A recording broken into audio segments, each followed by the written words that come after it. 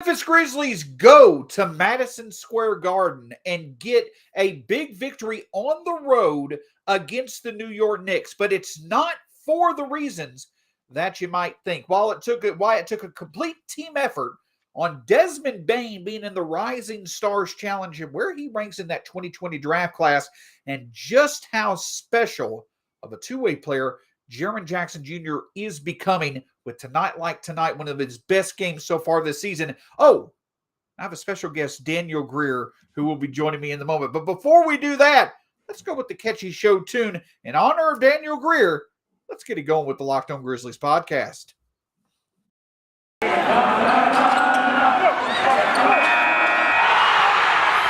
are Locked On Grizzlies, your daily Memphis Grizzlies podcast. Part of the Locked On Podcast Network, your team every day.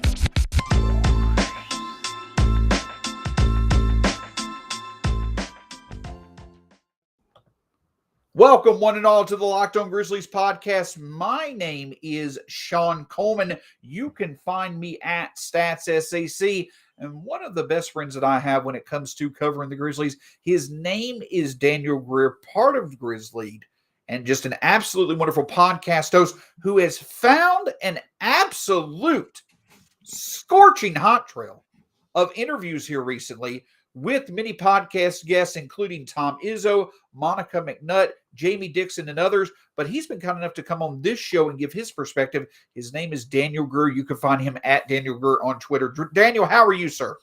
I'm good, man. Shawn, thank you so much. It has been a weird, wild time finding these guests that we've had. But really, it's been a lot of fun just listening to your show because you are the professional audio podcaster that you are. You're amazing, but you're also my friend, so that's always a good thing. I can also kick your ass in Wordle. That's the other thing that we've established. I can Not kick today. your ass in Wordle. Not today. You got lucky today. You got lucky today. Typically, folks, what happens is on this game Wordle that's taken the world by storm. I know the New York Times just bought it. I typically will get my guesses in 2 or 3.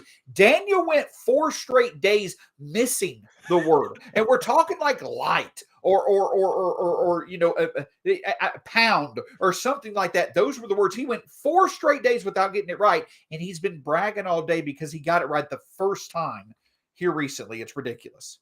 Hey, it's okay to be dumb. Just be smart one day. It's not though. All joking aside, Daniel has been absolutely providing some great content over at the Grizz 901 podcast with as many great guests that he's had. Literally, please check it out. Tom Izzo, Monica McNutt, so many different guests on his show. And that's the reason why we love getting so many of the great folks that cover the Grizzlies on the Locked On Grizzlies podcast, is to get their perspectives. And the thing about it is this, it's just like we can have so many different perspectives, Daniel.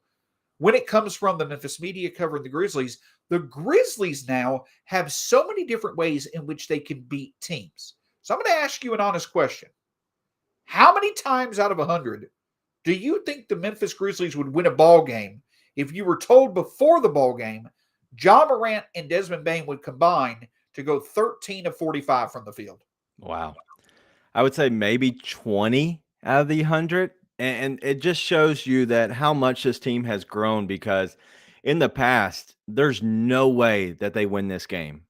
But if you saw a slight change in Ja towards the end of the third quarter, right before he was subbed out, he was learning and leaning on the other guys because he was learning how to get them the ball, but also using the double team to his advantage, because we would move out 2 players. Then he would be able to give the ball away, whether it's an assist or whether it's a hockey assist.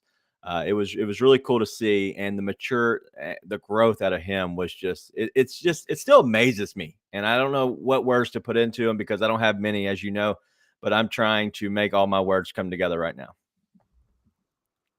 I'm still better at you than Wordle, by the way.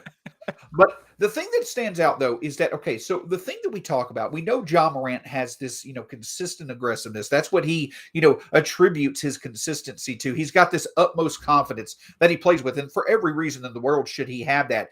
Desmond Bane, not only the shots falling, but the swagger that we're seeing almost every other game now. That's so awesome to see. Jaren Jackson Jr. But here's the big thing, Daniel. It's not just the confidence these players have in themselves, but the confidence that they have in each other. Ziaire Williams on Monday night missing the shot that would have tied the game for the Grizzlies. And listen, it was the right play. Ja made the right read.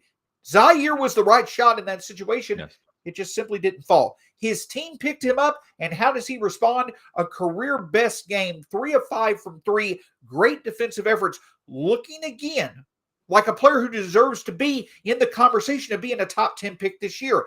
But that just goes to show Jaren being the best player on the court overall, but at a time when it was needed, Ziaire stepping up and playing his best game of his career so far. That just goes to show how deep this team is, but also how many different ways they can beat you. Yeah, it just, normally when the rest of the team isn't shooting well, then you're not going to play well. But when you have some players like Ziaire, Desmond, Bane, and even Jaren who are able to make open shots, it makes you so much more dangerous than they've been in the past, because Ja can be elite getting to the rim. But if you don't have the outside shooters, the teams are just going to double you like they were trying tonight. But thankfully, they hit the open shots. And that's what Ziaire didn't do. He went, 0 for 6 the previous game. Tonight, he went 3 of 5. So it's maturity out of him as well. And so you love to see stuff like that. And then we also want to talk about players that are stepping up. And De'Anthony Melton, certainly, well, the Grizzlies have gone 25-7 now since the beginning of December. And we've talked about it. I've talked about it. And I've heard you talk about it as well. One of the biggest reasons why this team is where it is, why it's so hard to see a trade making sense over the next week or so when it comes to the trade deadline. And a big reason why they have emerged as being among the top teams in the Western Conference. Everybody is stepping up and having a great season. Everybody's shown improvement.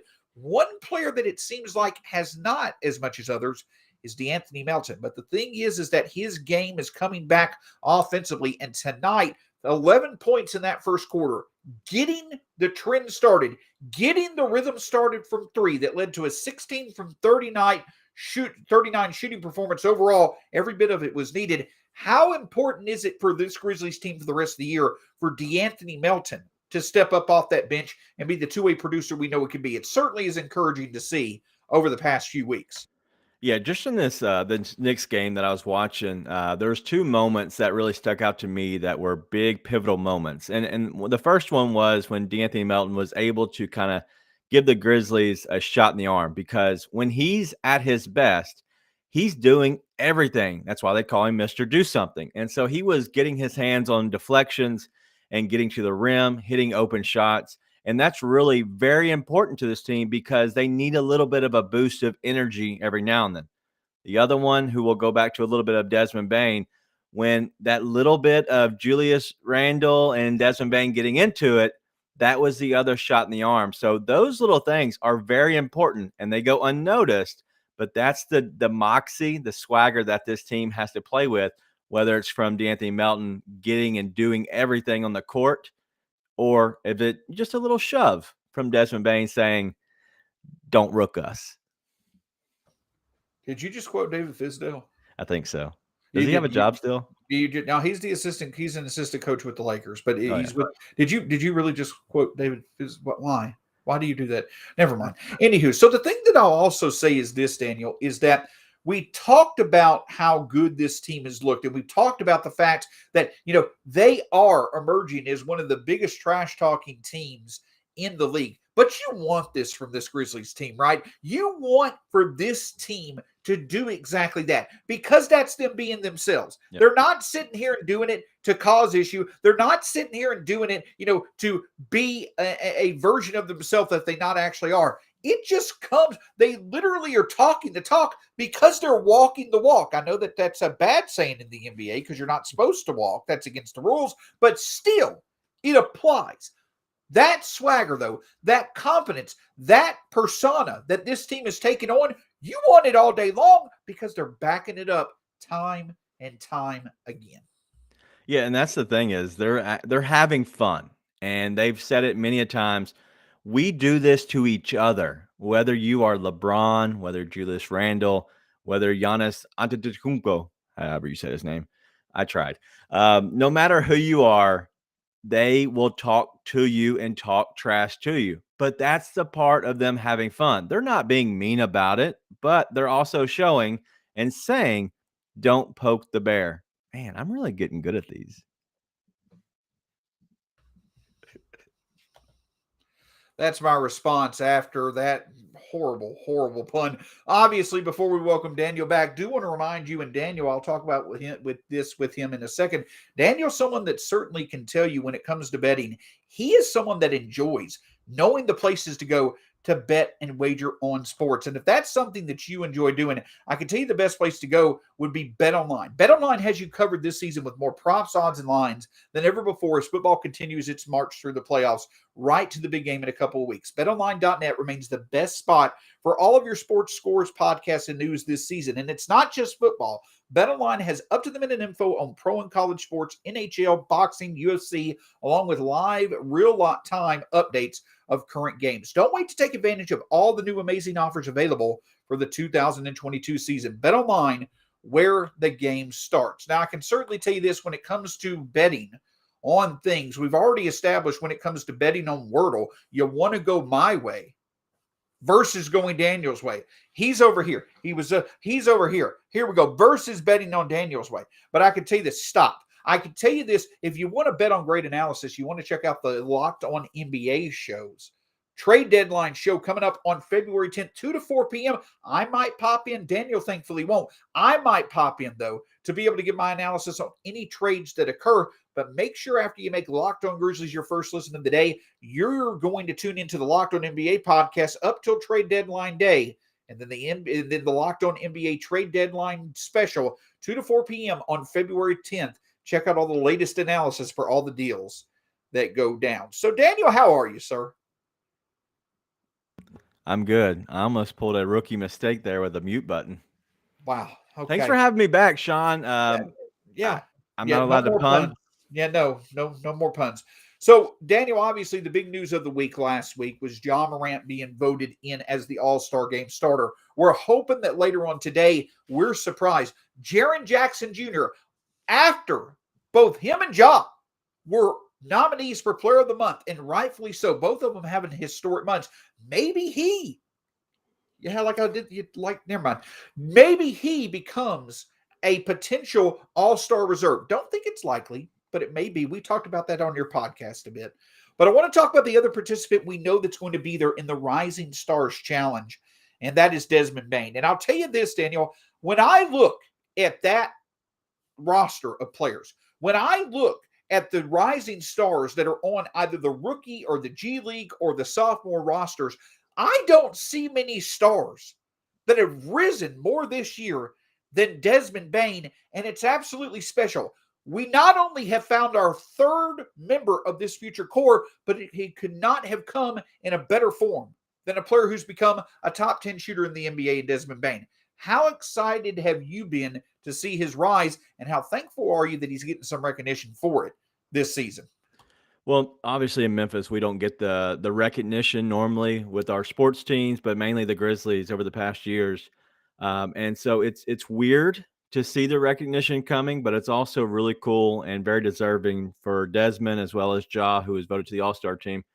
But Desmond has shown that he can outwork people, and he's shown that he can kind of redevelop himself. As we talked to his coach, Jamie Dixon, he said that when he first came into being recruited, he was one of his first recruits when he took over at TCU.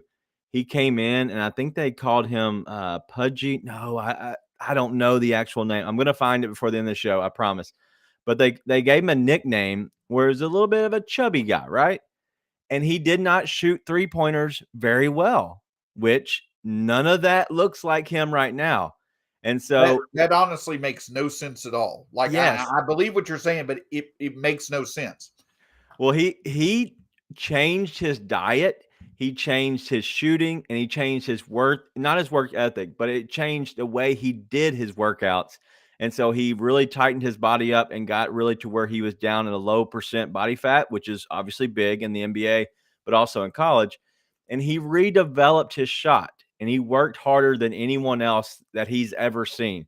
And it just goes to show that, yes, Desmond Bane became this three-point shooter in college. Well, guess what? Now he's able to put the ball on the floor and get to the front of the rim, as well as be a very good defensive player, but also a good defensive help. And so that's really what amazes me is this guy continues to get better. And I wouldn't doubt if he continues to get better year after year the next few years.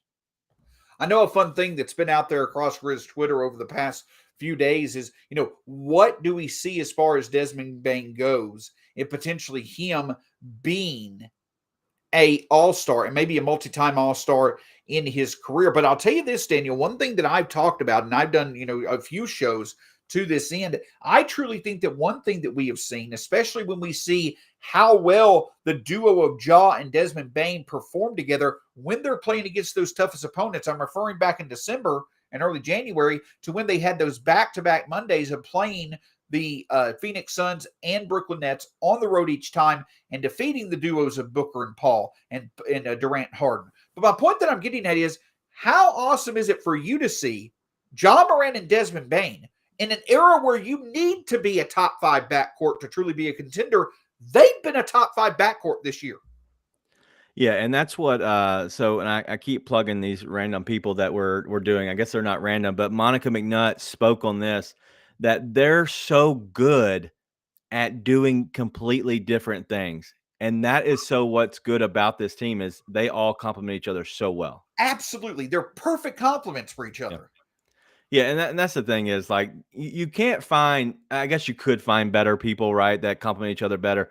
But being brought up together in the same organization, they're having so much fun. They really need each other because Ja has the whole chip on his shoulder. His mentality is get to the front of the rim, dunk on you, do whatever you can. But then you have Desmond Bane, who is obviously the flyby king for a reason. Like, he's developed himself to be a really good three-point shooter, but now he's developing in a different way. Plus, he's got that chip on his shoulder. He's got a little toughness to him as well, as you've seen. So I think they help each other, but they also kind of even each other out. And then the third guy, who is the three-headed monster in Jaren, I think he gives them the little, hey, let's bring it down a bit. Let's have some fun too. So I think they all complement each other very well, but mainly Bane and Morant are just a dynamic duo. So let me put it to you like this. We're talked about the Grizzlies and how they're doing, but let's look at this rising stars roster, correct? Especially these sophomores. Without a doubt, the two sophomores that stand out as having the highest ceilings are certainly Anthony Edwards and LaMelo Ball. Those two are the top two talents. I'll probably put LaMelo just a bit higher than Anthony Edwards in terms of future star potential when it comes to the league. But I'm telling you this right here real quickly, Daniel. When you look at that roster, 3 other names that stand out are Desmond Bane, Tyrese Maxey, and Tyrese Halliburton. When you look at those 3 players, do you feel that it is not an unbiased opinion to say that Desmond Bane on a roster that includes LaMelo Ball, Anthony Edwards, Tyrese Maxey, and Tyrese Halliburton, it's Desmond Bane who actually is the third best player on that roster moving forward? Wow. I'm looking at the roster right now, and that is the God honest truth. I never would have thought we'd ever been able to say that either, because if you look at these names, LaMelo Ball, obviously, he is very good.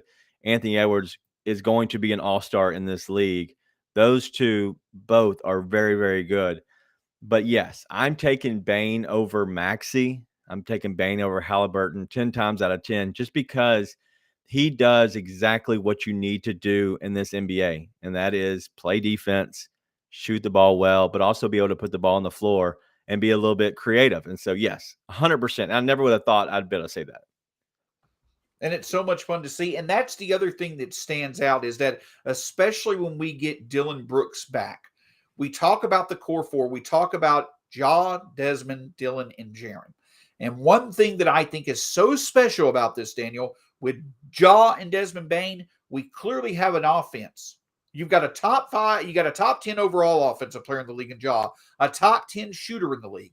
And then you've got one of the top 10 best defensive duos in Jaren and Dillon, who anchor what consistently will be a top 10 defense with them. It is so many layers of positivity on both ends of the court when it comes to that core four. But at the end of the day, to support Ja, the other thing that stands out with those other three on the court, that should be something that truly improves our shooting, as we've discussed, something that's going to need to improve to us really get where this team wants to get come playoff time. Yeah, they got to keep developing, just like everybody said, but they're heading the right direction, right? And so there's nothing more I can say about that for the simple fact that they do need to keep developing, but the defensive end is really where they're going to continue to be, I guess, chaotic and cause a little chaos when they're on the floor because they are young. They want to get up and down the floor, and that's what fits their game. So be on the defensive end and being a little bit of handsy and get deflections. That's really what they have to do to be at their best.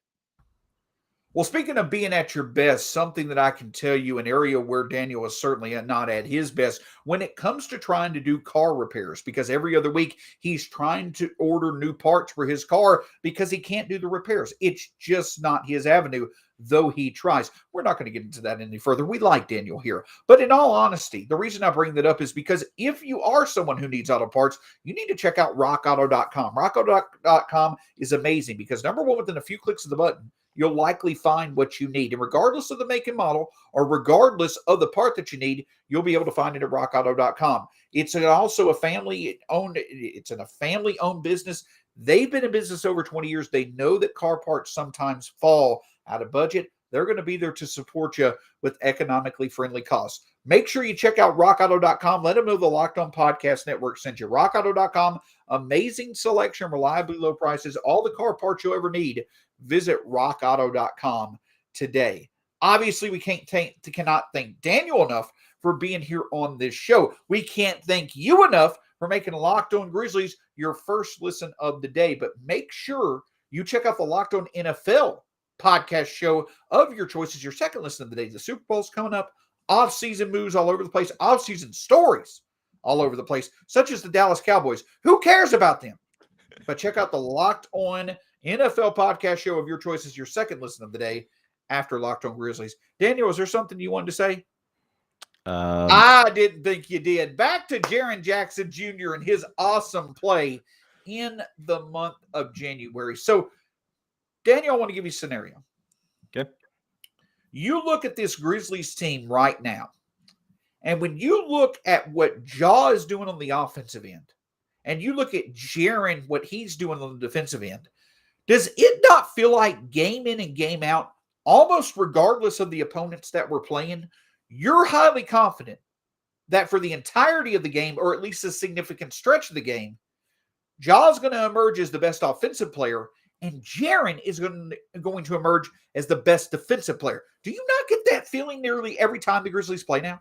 Yeah, like that's the understood thing. And that has never been that way. And it's just understood that Ja is going to be amazing. And yes, there might be somebody that's on the other side who is going to be really good.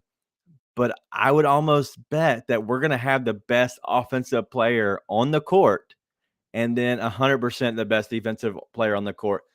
But that best defensive player conversation has only been for the past month and a half. So that's really where I guess this team has kind of stepped up, is where when Jaren started getting his ability to learn to block without fouling.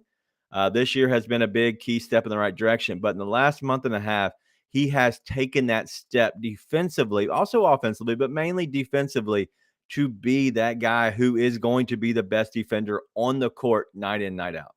And that's what we talked about coming into this season, right? In general, will Jaren's defensive consistency allow for it to make him emerge as clearly being a true number two option, true number two all-star level potential guy that every contender needs to support your MVP candidate like the Grizzlies have in Ja Morant? And that's the thing. He absolutely has stood up as that. And they're continuing to improve, right? Like, we have seen very few players in Grizzlies franchise history be able to get 50 blocks in a month. Ja Morant, before tonight, 7 straight games with 30 or more points. They continue to raise the bar as far as not only the impact they can make one game, but the impact they can make over an entire month. And that's what's so exciting. We're not just talking about potentially the best duo that's ever played in Grizzlies franchise history. We're talking not one of the best young duos in the NBA. We're talking about one of the most impactful duos in the NBA this year. And that's the reason why the Grizzlies are winning at the clip that they are. Yeah, and so the one thing I look at is in a playoff series, that his defensive end, his play might be just as important, if not more important, than Ja during a playoff series, because the way he can actually change the game, even though Ja's amazing, the defensive end where people are altering their shots and not going to the rim is a completely different change of pace. And so I think that or Jaren can be a huge key factor defensively in a playoff series. Absolutely. But the other thing that I'll say is this is it's a great segue. By the way, is that I hope you get that as Wordle tomorrow and you fail. So anywho, the thing that I'll say is this is that when it comes to a playoff series, the other thing that stands out, yes, Ja being the best offensive player, Jaren being the best defensive player, those are highly, highly important things. But the other thing that stands out to me as well is that Jaren's shooting is going to be even more important in the playoffs. And me and you have discussed this on multiple occasions.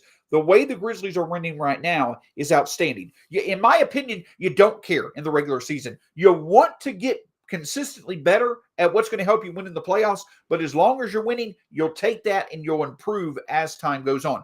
But we know the Grizzlies need to improve shooting their three. A great thing from last night's game was that the Grizzlies were 16 of 39 from three when they had to be that. Yeah. Because Ja and Desmond Bane were limited in their effectiveness. How important is the shooting for the Grizzlies for them to advance in the playoff? Well, it's huge. And if you saw, those big shots that Ziaire hit just in that Knicks game, it was one of those that you see him shoot it and you think about the times when he goes 0 for 6 and he goes 1 for 5 during games. When he can actually make 2, sometimes 3 at the max during a game, it spaces out the floor so much. And that spacing really is the key to allowing Ja to be effective. And so we've seen it with Desmond Bane, who's able to be that floor spacer for them. But we're also seeing that Jaren doesn't settle early in games for the three-point shot. He's actually able to get to the front of the rim and get to his shot. And then as the game flow goes and as he's able to get himself worked into the game, get himself a little bit of spacing, he's able to open up the floor even more closer to the fourth quarter where he does hit those big three-pointers. But to go back on something we talked about earlier with Desmond Bane, his nickname was the Honey Bun. The Honey Bun. The Honey Bun. The Honey Bun. Whatever you want to call him, I call him consistent. And True. That's what matters. And that's the whole thing about this, Daniel, and this is what we'll end on, is the consistency of this trio of players getting it going, really being able to step up when they need to. But when Dylan gets back, and as I mentioned earlier, that's what's really going to help this out. So, Daniel, I'll ask you this question. As of right now, on a scale of 100%, how confident are you that this Grizzlies team is in the position that it needs to be right now to get past the first round? And do you think that they will make the adjustments to make your confidence in that percentage rise over the next few months? Yeah, so I would say I'm at a 80% that they have what they need to get past the first round. I don't know if there's anything that they would need that they can actually get, whether it's a trade or, whatever. They're getting a Dylan Brooks back who will have a little bit more tread on the tires because he's really taking a break right now, even though he's injured. He's not having to put those minutes on his body, and they're still able to be very good. So that helps him be a little bit more fresh down towards the end. The reason I didn't go 100% was because of matchups. I think there's a couple teams who the Grizzlies, no matter what you add, I still think that they're a bad matchup for. And that would be somebody like the Mavericks, who we've always struggled against, but also the Lakers, who have one of the best, if not the best player in the world, who can go off and take over a game. And even though we have Ja, we don't have LeBron. And so that's the only thing that scares me. Outside of that, I don't know if there's anything you can make and any changes you can do this year. But I do think that they have everybody on this roster that they need to do to get past the first round. And I agree with you completely. And I can tell you this, if they get past that first round, they've got everybody in place that they need and everything in place that they need to make that second round matchup as hard as possible. But Daniel, this has been great. This is a night that I look forward to because it's allowed for us on multiple fronts to be able to have some great conversations, just enjoy, getting to be able to speak about the Grizzlies, being able to insult each other. Again, my Wordle game is like Ja Morant. Your Wordle game is, I don't Otto know. Porter? No, I don't want to. I don't want to sit there and insult Otto Porter. Have you ever seen the movie Along Came Polly? Yes. Sandy Lau. Okay. Sandy Lau is your Wordle game. That is correct. Yes. Brick would be a good Wordle for you to describe your basketball game. All joking aside, his name is Daniel Greer, part of the Grizz lead team. 901 Grizz, a wonderful podcast itself. But Daniel, what do you have coming up, obviously, over the next few months? There's been, again, if you have the opportunity, if you want to go listen to some great individuals that have played a big part in either supporting the Grizzlies in the past or supporting them currently, check out the 901 Grizz lineup of podcasts. I've listened to all of them. They've been great. Daniel does an awesome job on them. But Daniel, what all you got coming up here, and where can people find your work? Yep. So you can check us out at Grizz Lead. It's at Grizz_lead. Obviously, you can see me on here at Daniel Greer on my name at Twitter. But yeah, we have some more interviews that are coming up. We had Jonathan Sharks as well. I forgot to mention him earlier.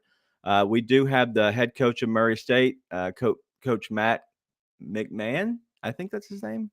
Yeah, don't tell him I messed his name up. I said it wrong the first time. I was double. I'm telling you, as a matter of fact, I'm messaging him on Twitter right now. Go ahead. But no, that's all I have. I know that's the one we do have lined up that is coming up, and we're going to sit down and talk about the Ja and getting to that all-star level potential and being here. And I know it's going to be a proud moment for him as being his college coach to actually sit down and talk about him. But I have a few more up my sleeve that have not come to fruition yet. But as always, I'm churning them out. And there's one GOAT I'm going after. And if I can get the GOAT, I might just stop podcasting in general. I'm done. Once I get him, I'm done. The GOAT. I thought that was me when it came to Wordle. Was that not? Never mind. Who cares? Self-proclaimed GOAT you are. No, it's proven. When it comes to me and you, it's proven. Anywho, thank you so much for listening to us here on the Locked On Grizzlies podcast. It's always a pleasure. For Daniel Greer, Daniel will stick with us for just a second after the show, but pleasure being with you, buddy. Thanks for coming on.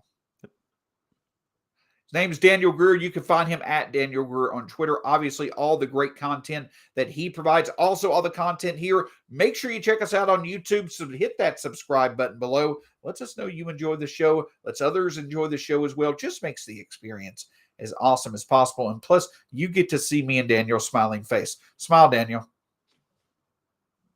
Hope y'all all have a great day. We'll talk to you again soon here on the Locked On Grizzlies podcast.